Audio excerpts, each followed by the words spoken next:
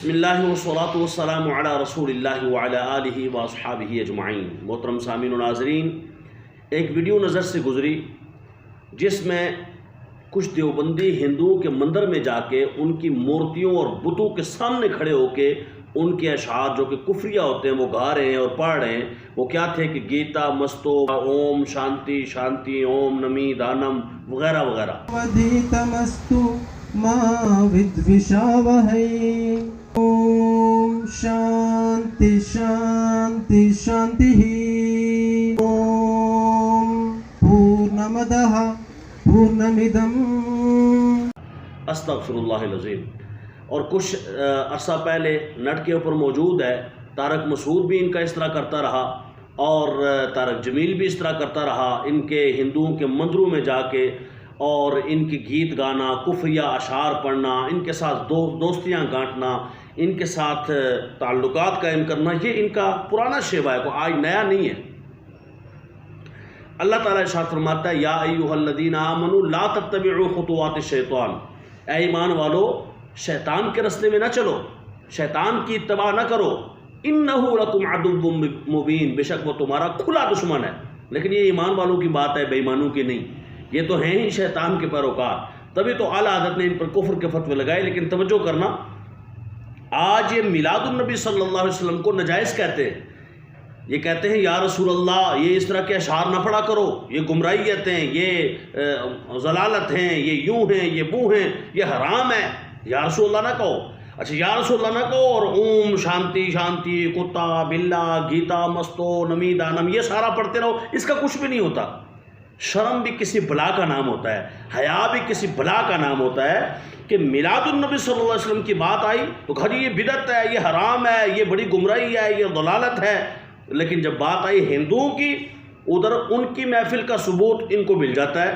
دیکھو ہندوؤں کی محفل کرنا طارق مسعود کو بھی پتہ ہے، ہندوؤں کی محفل کرنا یہ ان کو جو ہے طارق جمیل کو بھی پتہ ہے، اور ان کے ان دیوبندیوں کو بھی پتہ ہے اور ان کو اچھا لگتا ہے۔ لیکن مومنوں اور مسلمانوں کا میلاد کرنا ان کو اچھا نہیں لگتا۔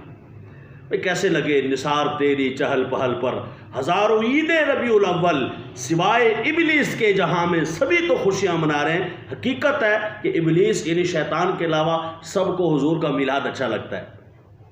دیکھیے میرے ہاتھ میں یہ کتاب ہے، تالیفات رشیدیہ مع فتاوی رشیدیہ، یہ رشید احمد گنگوئی کی کتابوں کا مجموعہ ہے اور یہ ادارہ اسلامیات لاہور والوں نے چھاپی ہے۔ اس کا صفحہ نمبر 112 ہے۔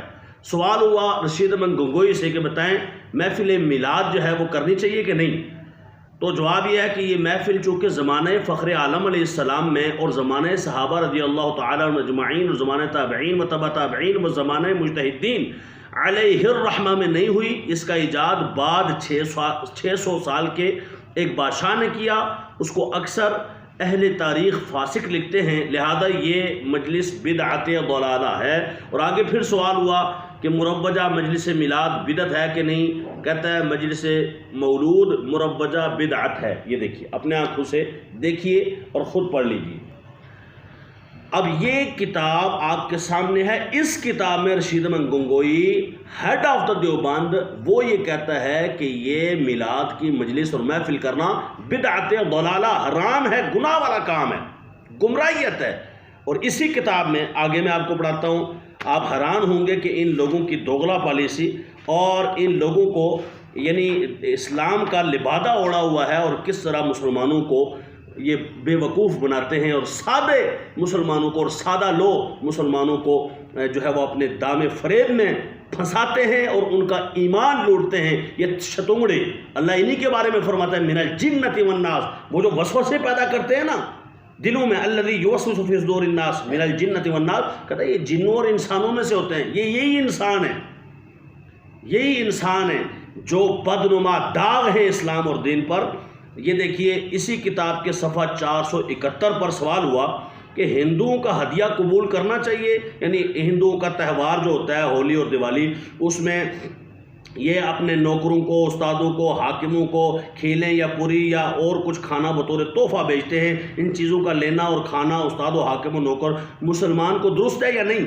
جواب درست ہے۔ یہ دیکھیے اندازہ لگائیں آپ، میلاد مصطفیٰ صلی اللہ علیہ وسلم کی بات ہو، 11ویں شریف کی بات ہو، ادھر ان کو حرام نظر آتی ہے ہر شے۔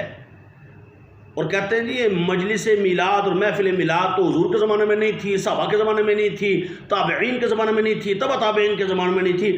اوئے مجھے بتاؤ تو صحیح، کیا کس قسم کی تم خنازیر ہو؟ یہ بتاؤ، یہ جو لکھا ہوا ہے کہ ہولی اور دیوالی کے تہوار میں جو چیزیں یہ تہوار ثابت ہے حضور سے؟ کیا حضور کے صحابہ سے ثابت ہے؟ کیا حضور کے صحابہ کے بعد تابعین تبع تابعین کسی سے ثابت ہے؟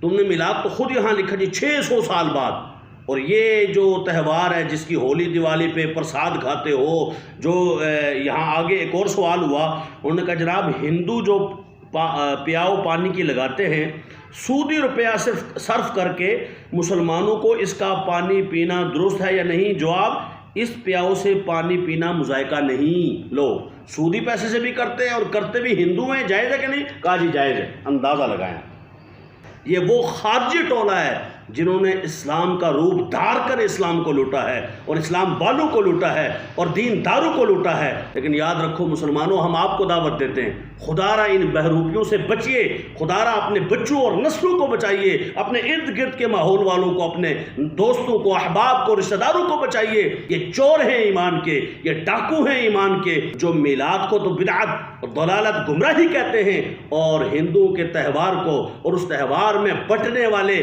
جو ہے پرساد کو جائز اور ٹھیک قرار دیتے ہیں۔ ان بہروپیوں سے بچیے۔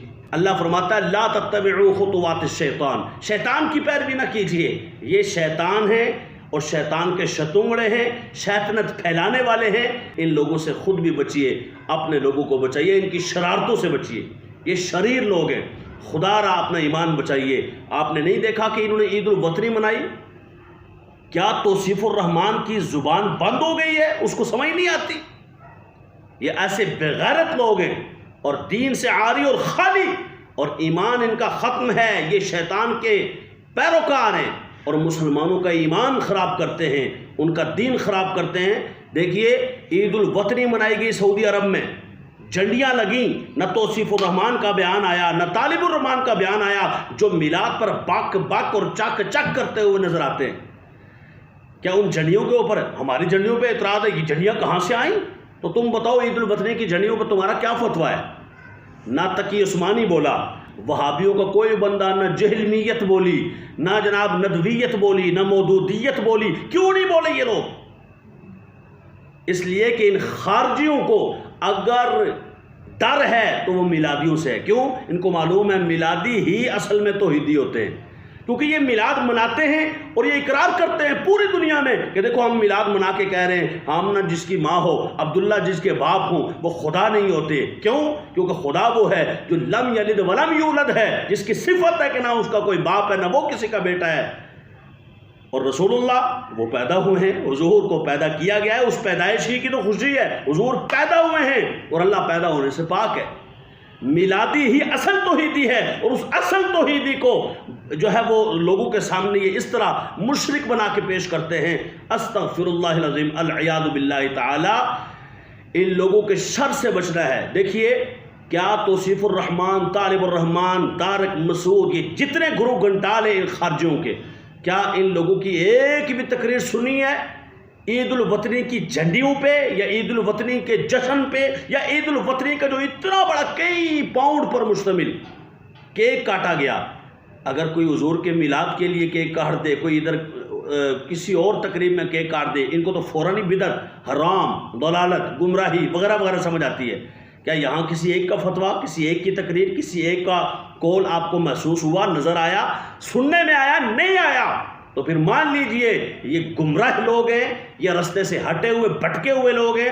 یہی ہیں وہ لوگ جن کے بارے میں اعلیٰ حضرت نے فرمایا تھا، بریلی کے تاجدار نے فرمایا تھا، کیا دشمن احمد پہ شدت کیجئے، جو رسول اللہ کے بارے میں، صلی اللہ علیہ وسلم کے بارے میں تو بغض رکھتے ہیں اور ان کے میلاد کے حوالے سے طرح طرح کی بکواسات کرتے ہیں اور خود مندروں میں بھی جاتے ہیں، ان کے گیت بھی کچھ کفری اشعار بھی گاتے رہتے ہیں اور ہندوؤں سے میل جول بھی رکھتے ہیں، اور پھر سنیوں کے اوپر الزام دھرتے کہ یہ سنی اس طرح ہیں، سنی اس طرح ہیں۔ اعلیٰ حضرت فرماتے ہیں دشمن احمد پہ شدت کیجئے، ملحدوں کی کیا مربت کیجئے، غیظ میں چل جائیں بے دینوں کے دل، یا رسول اللہ کی کثرت کیجئے، شرک ٹھہرے جس میں تعظیم حبیب، اس برے مذہب پہ لعنت کیجئے۔